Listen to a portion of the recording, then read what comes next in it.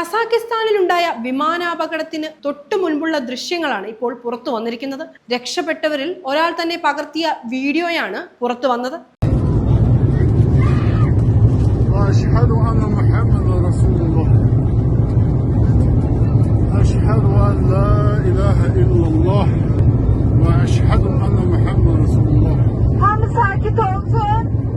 Allahu Ekber, Allahu Ekber. Qabağa 20 nəfər gəlsin.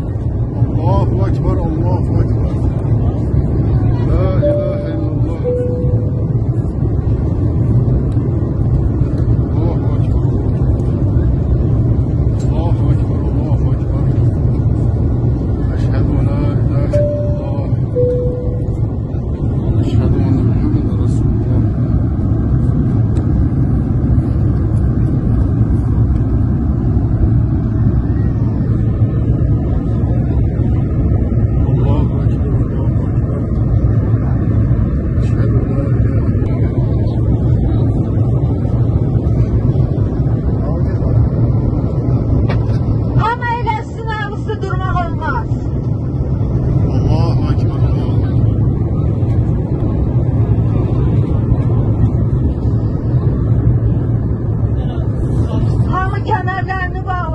Hörmətli sərnişinlər, təlimata uyğun hərəkət edin, hər şey yaxşı olacaq. Hamı eləsin, kəmərini bağlasın. Dəhlizdə durmayın, təhlükəlidir.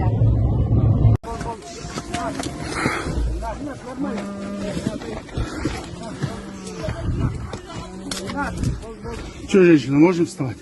Поднимите чуть-чуть. Сейчас.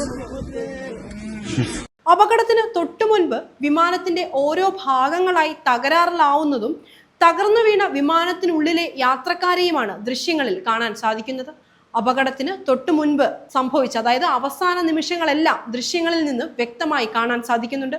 ആദ്യം വിമാനത്തിന്റെ ക്യാബിനാണ് വീഡിയോയിൽ കാണാൻ സാധിക്കുന്നത്.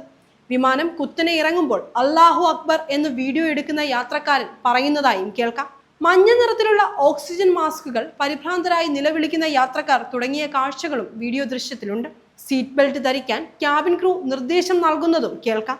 വിമാനം തകർന്ന ശേഷം പരിക്കേറ്റ് തറയിൽ കിടക്കുന്ന യാത്രക്കാർ സഹായത്തിനായി അഭ്യർത്ഥിക്കുന്നതായും കാണാം. ഇന്നലെ ഉച്ചയോടെയാണ് കസാക്കിസ്ഥാനിലെ അഖാവിൽ 38 പേരുടെ മരണത്തിനിടയാക്കിയ അസർബൈജാൻ എയർലൈൻസ് വിമാനാപകടം ഉണ്ടായത്. 67 പേരാണ് വിമാനത്തിലുണ്ടായിരുന്നത്. ഇതിൽ 29 പേർ മാത്രമാണ് രക്ഷപ്പെട്ടത്. അസർബൈജാനിലെ ബാക്കുവിൽ നിന്ന് പറന്നുയർന്ന് വടക്കൻ കോക്കസസിലെ റഷ്യൻ നഗരമായ ഗ്രോസ്നിയിലേക്ക് പോവുകയായിരുന്നു എംബ്രയർ 190 എന്ന വിമാനം.